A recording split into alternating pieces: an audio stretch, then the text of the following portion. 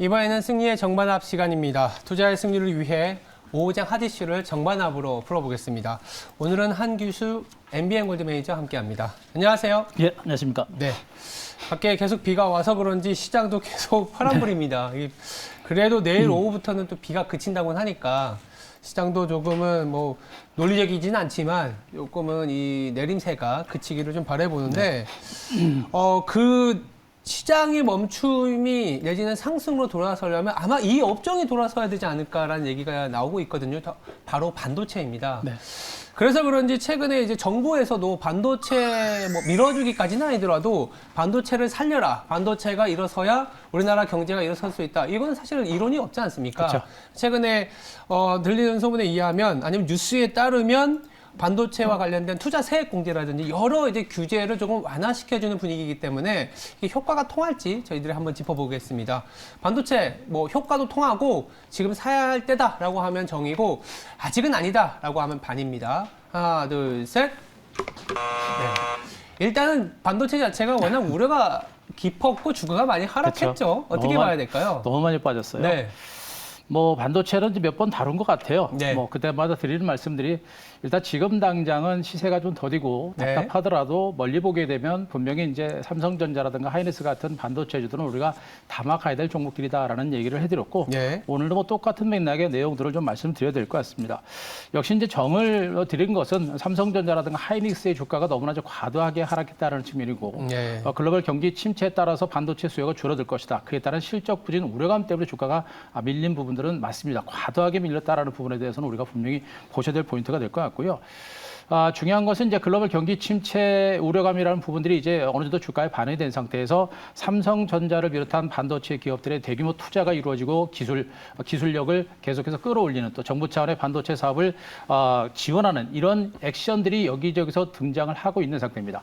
글로벌적으로 반도체 시장에 대한 경쟁이 치열해지는 이런 상태다 보니까 자체적인 경쟁력이 분명히 필요한 것이고 그러다 보니까 삼성 측에서는 기술력을 좀 더 끌어올리는 이런 형태고 정부 차원에서도 주변에서 이제 서포트해주는 그런 형태가 계속해서 반복이 되고 있기 때문에 지금은 이제 이 반도체 시장이 위축된 부분들 이런 상태에서 삼성그룹과 정부에서 지어지고 있는 불안 기회를 거쳐서 이렇게 투자를 하고 있다는 얘기는 나중에 반도체 업황이라든가 글로벌 경기가 살아날 때는 삼성전자를 비롯한 반도체 업체들의 경쟁력이 굉장히 빠르게 살아난다라고 일단 보셔도 될 것 같습니다. 그래서 지금 당장은 쉽지는 않더라도 저는 삼성전자라든가 하이닉스 같은 이런 반도체 종목군들은 글로벌 경기 침체가 어느 정도 끝나가는 그 위치, 그 정도 시점부터는 서서히 반격이 시도가 될 거로 일단 보고 있습니다. 그래서 아직까지는 쉽지 않은 그런 구간입니다만 그러나 글로벌 경기가 어느 정도 저점을 찍고 회복되는 어떤 조짐이 나올 때는 이들 종목의 반등은 그때부터 본격화될 가능성이 높은 것으로 보고 있어서 지금은 힘들지만 그러나 여기서 포기하지 말고 좀 긴 호흡으로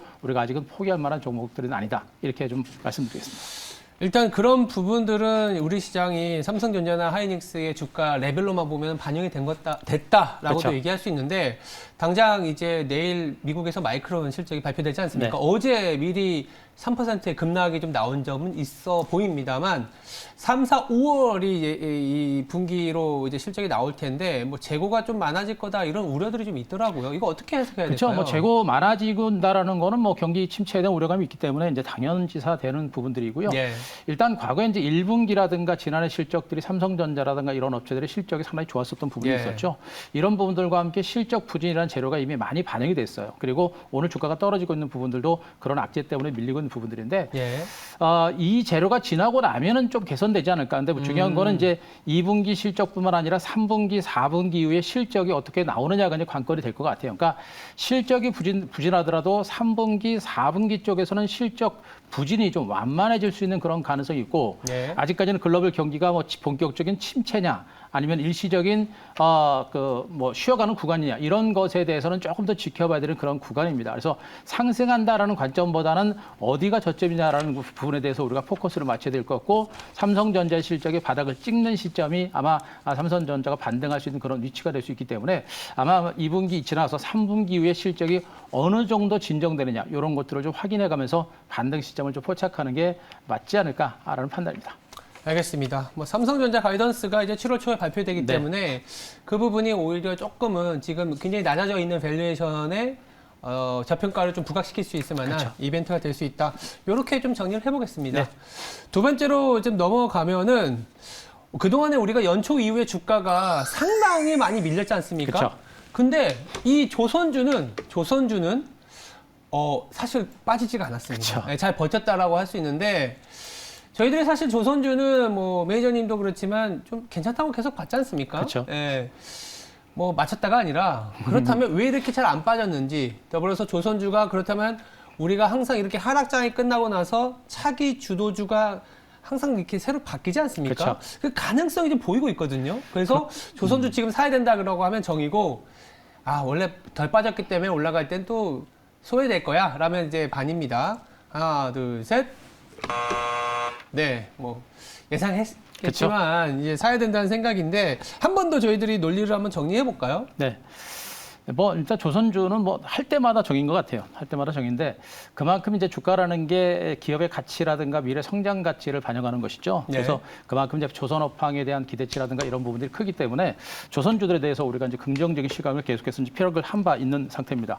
뭐 아시다시피 지금 이제 조선사들의 올해 이제 발주된 대형 LNG선이 이제 무려 89척 정도라고 하죠. 네. 지금이 이제 올해 이제 6월 말 정도고요. 이제 올해 이제 상반기 정도가 좀 지나간 상태입니다. 그렇게 되면 하반기 정도까지 가게 되면 대형 LNG선에 대한 발주는 더욱더 늘어날 수 있는 그런 가능성이 상당히 높은 상태고 여전히 고유가가 진행되고 있고 우크라이나 전쟁이 계속해서 확산되고 이어지고 있는 부분들을 보게 되면 LNG 발주라든가 이런 부분들은 계속해서 더 커질 수 있는 여력은 분명히 있다라고 좀 보셔도 되지 않을까라는 그런 판단을 좀 드릴 수가 있을 것 같습니다. 네. 자, 그래서 앞으로 이제 이 조선 발주가 앞으로 지속되고 그렇게 되면 2분기부터 조선사들의 실적 턴어라운드가 이루어지면서 하반기 그리고 내년에 실적 호전 추세가 좀 더 강화될 수 있는 가능성이 상당히 높다. 그러니까 항상 조선주를 말씀드릴 때 2분기만 보는 것이 아니라 하반기와 내년 이후까지 본다라고 한다면 조선주를 봐야 되는 것이고 또 조선업황 자체가 그동안에 침체 국면에서 본격적으로 턴어라운드하는 상태이기 때문에 네. 앞으로 증시가 살아나게 되면 조선주가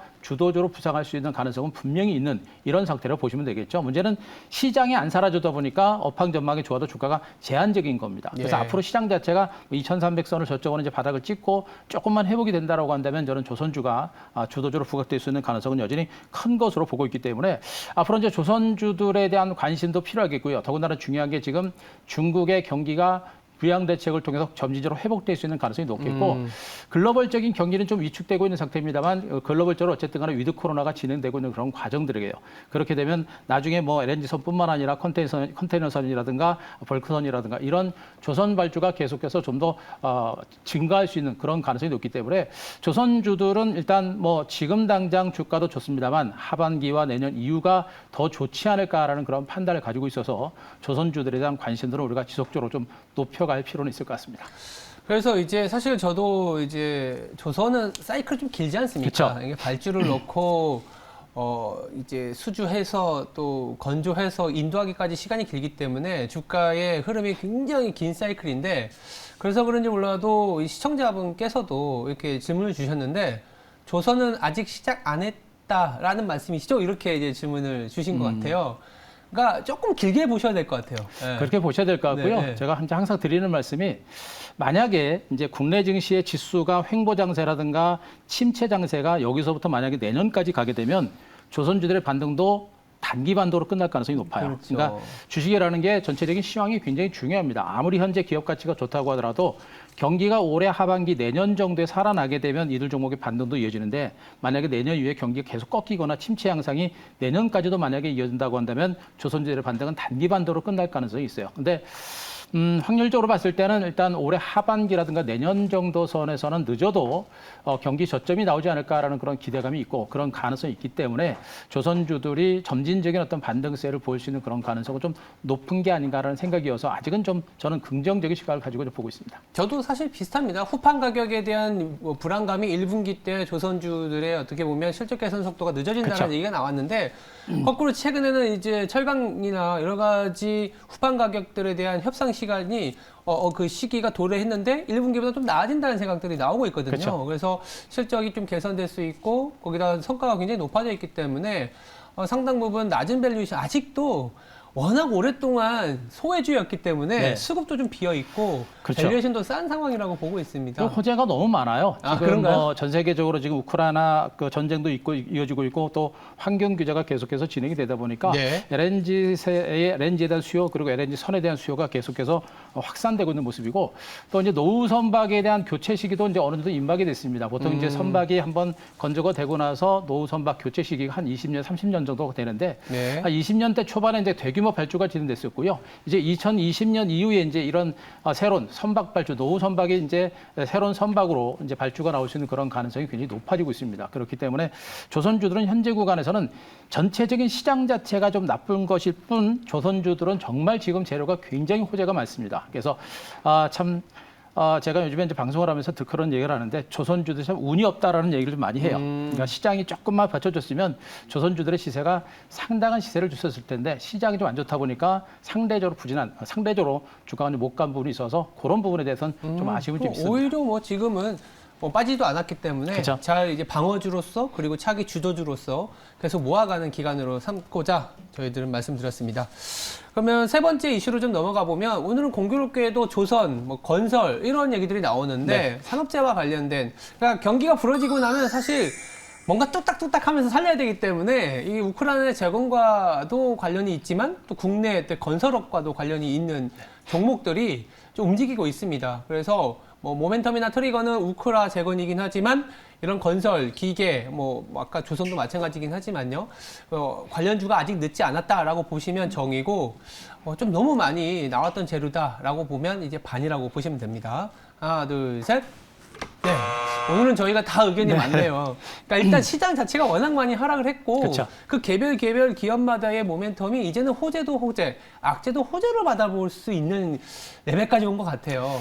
네, 그렇게 이제 보셔도 될 것 같고요. 일단 뭐 우크라이나 재건과 관련된 부분들은 주가가 종목들 자체가 이제 변동성이 많이 크죠. 네. 그리고 이제 우크라이나 전쟁이 이제 단기간에 끝나지 않을까 기대감을 넘어서서 이제 우크라이나 전쟁이 장기화되고 있는 부분들이 일단 시장에 이제 부담이 되고 있는데.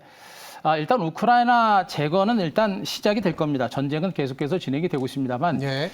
일부 지역에서만 일단 전쟁이 진행되고 있고 나머지 대부분의 지역은 이미 이제 전쟁이 어느 정도 끝나가고 있는 그런 과정도 뭐 끝났다라고 단정짓기는 어렵겠습니다만 다른 네. 지역은 전쟁이 좀 안 되고 있습니다. 그래서 그러니까 전쟁이 진행되지 않는 구간을 중심으로 이제 우크라이나 재건 작업이 이제 본격적으로 시작될 수 있는 그런 가능성이 굉장히 높은 이런 상태로 보시면 될 것 같고요. 지금 우크라이나 정부에서 이제 그 재건 초기에 우리나라라든가 이제 우리나라를 비롯해서 다른 나라들 재건 사업에 참여를 요청을 하고 있는 상태입니다. 과거 우리나라가 6.25를 겪고 나서 초토화된 상태에서 경제 성장을 이루었던 것을 우크라이나에서 많이 보고 있는 것 같습니다. 그렇죠. 그것 때문에 이제 우리나라에서 이제 재건 사업에 참여를 많이 요청을 하고 있고 실질적으로 그렇게 되게 되면 우리나라도 상당한 어떤 수혜를 받을 수 있는 가능성이 높은 것으로 보고 있습니다.